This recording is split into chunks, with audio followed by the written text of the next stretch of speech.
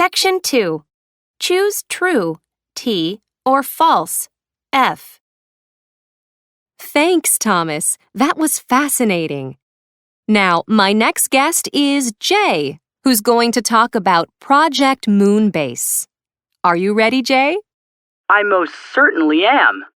I'm going a little farther back in time than Thomas, as Project Moonbase was released in the 1950s and was making predictions about life in the 1970s, which now seems like the distant past.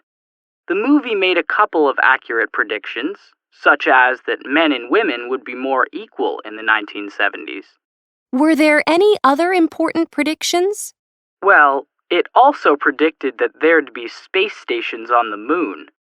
While it was correct in predicting that we'd travel to the moon, something that happened in the decade after it was made, there's still no space station on the moon, and there are not likely to be any in the future either.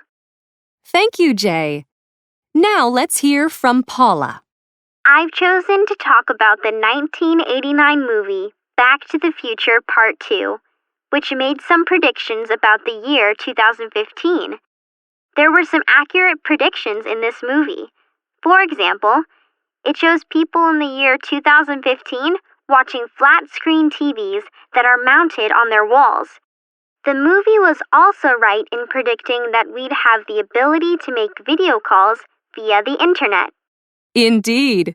And were there any predictions that didn't turn out to be accurate? Oh, yes. There were a couple of predictions that were far from the truth.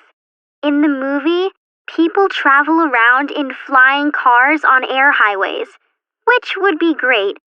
But unfortunately, planes are still the only means of public transportation that can fly.